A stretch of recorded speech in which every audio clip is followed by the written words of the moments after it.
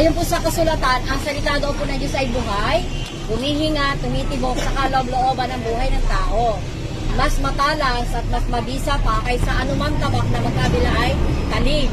Ito ay tumatagos sa paghihiwalay ng kaluluwa at espiritu ng mga kasukasuan at utak sa buto, at ito ay nakakatalastas, nakakaalam ng mga iniisip at binabalak ng puso ng tao.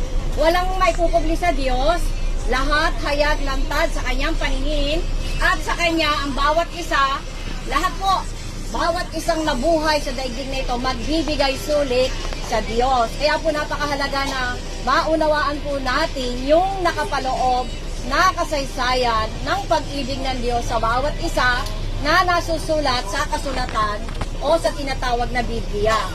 Sabi po niya, ang kanyang pag-ibig ay napakadakila. Ipinagkaloob niya yung kanyang kaisa-isang anak na si Kristo Jesus upang ang sino mang sumampalataya sa kanya magkakaroon ng tinatawag na buhay na walang hanggan, at hindi na siya magkakaroon ng kahatulan doon sa tinatawag na apoy ng kapahamakan.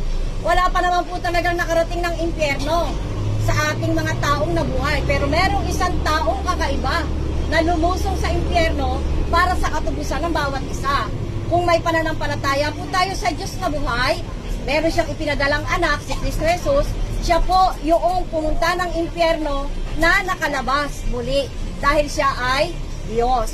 Meron po akong mga tatalakayin na mga salita na nakapaloob po sa tinatawag na kaligtasan para sa lahat. Mayroon pong tinatawag na the incarnate God o yung Diyos na nagkatawang tao.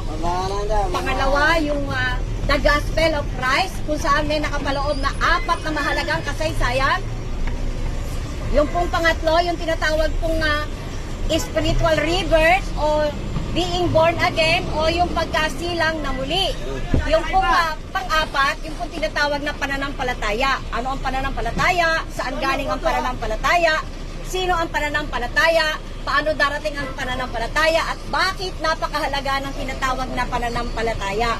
At yung huli po, yung tinatawag na redemption through Christ. Yan po yung mga bagay na maririnig nyo po sa mga sasabihin kong pagbabahagi sa inyo ng napakayaman at napakadakilang salita ng Diyos. Marami na po tayong nabasang aklat mula nung mga nagsipag-aral sa pasimula